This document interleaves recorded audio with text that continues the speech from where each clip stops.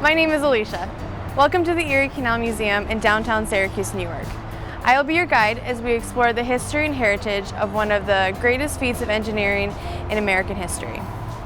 This tour will give a quick history of the canal and show off parts of the collection held by the museum.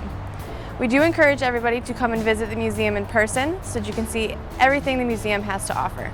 Now let's get started.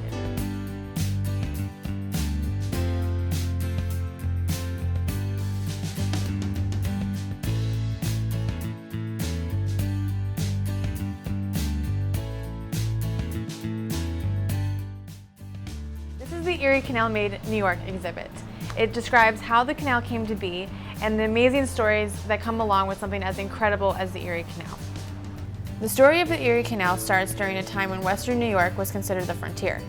Westward expansion faced a natural barrier in the form of the 1,300-mile-long Appalachian Mountains, which run from southern Canada to central Alabama. There is, however, a significant break in the mountain range in eastern New York where the Mohawk and Hudson rivers meet. A plan was proposed to connect Lake Ontario to the Atlantic Ocean via the Hudson and Mohawk rivers by way of building a massive canal to connect these waterways. The initial plan to connect the canal to Lake Ontario was scrapped in favor of building a canal to Lake Erie. An imprisoned debtor named Jesse Hawley wrote a series of essays that outlined a canal from the Hudson River to Lake Erie. These essays found support from DeWitt Clinton, who used the idea of building the Erie Canal as grounds to support his successful campaign to become the governor of New York. The project began in 1817, the same year Clinton was elected, and it would prove to be the most challenging engineering feat the young nation had ever faced. The biggest problem was the fact that the young United States had almost no professional engineers to deal with this type of project. Everything would have to be learned on the job. One of these innovators was Canvas White, a surveyor who walked thousands of miles of English canals in order to learn how to build them. White was critical in the making of the Erie Canal as he discovered a way to make cement capable of hardening underwater, which was necessary for the canal to become a reality. When the Erie Canal was completed in 1825, it spanned 363 miles and allowed boats to navigate an elevation change of over 500 feet by way of 83 locks. Locks are sections of the canal in which water levels can be controlled to either raise or lower a barge to allow it to travel up an incline or down a decline. Some had believed that the Erie Canal project could not be finished in their lifetimes, but the hard labor of thousands of workers completed the waterway from Albany to Buffalo in only 8 years. The completion was marked with a massive 10-day celebration all across New York State and highlighted by Governor DeWitt Clinton's christening of the canal by wetting the waters of Lake Erie and the Atlantic Ocean. Hailed as an amazing engineering achievement, the canal gave rise to towns, cities, industries, and businesses throughout the state of New York. It was so successful that it was enlarged twice to accommodate more traffic and larger boats. And although today it is primarily used for recreation, it is still a source of pride for New Yorkers as it was almost 200 years ago.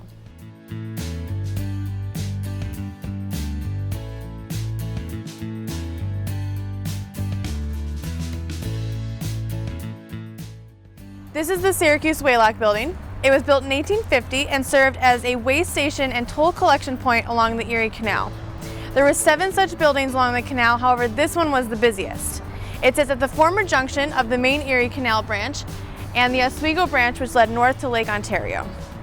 The building operated 24 hours a day during canal season until 1883, when tolls stopped being collected on the canal in order to compete with railroads. It has been serving as a museum since 1962, when public support from the Junior League of Syracuse, the Canal Society of New York State, and other concerned citizens saved it from demolition.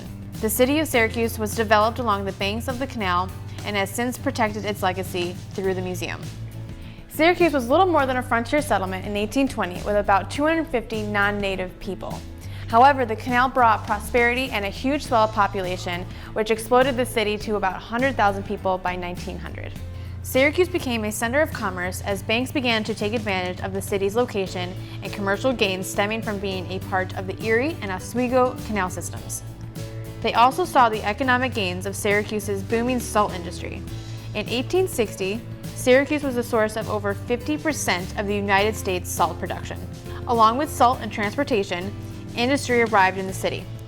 Typewriters, caskets, bicycles, washing machines, and many other goods were produced in Syracuse, making manufacturing the city's leading business. Line boats like this one, the Frank Buchanan Thompson, were not just means of shipping goods across the state. They were people's entire lives. Tens of thousands of people found their day-to-day lives centered around boats like this along the Erie Canal. The boat's crew lived on board along with any passengers who might be traveling with them and their cargo. Men and women worked as crew, cooks, toll collectors, boat makers, and many other positions that centered around the canal. These people were known as canalers. Line boats were just one type of boat on the canal. They were joined by packet boats, which also carried passengers.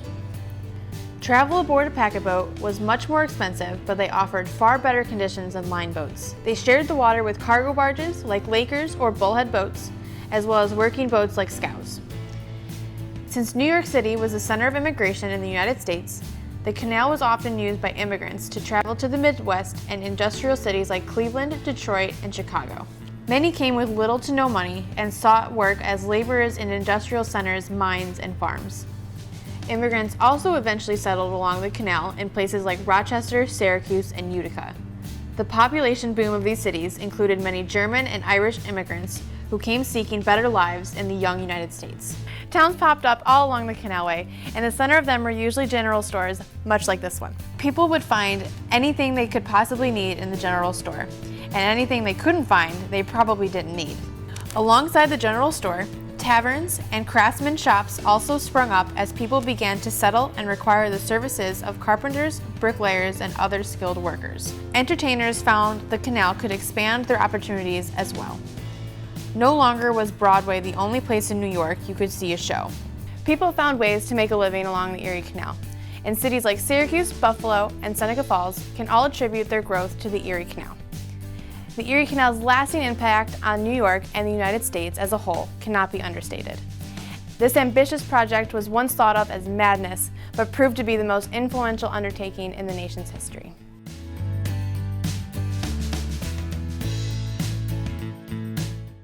Thank you for joining us at the Erie Canal Museum. We hope you enjoyed your time and learned a lot today.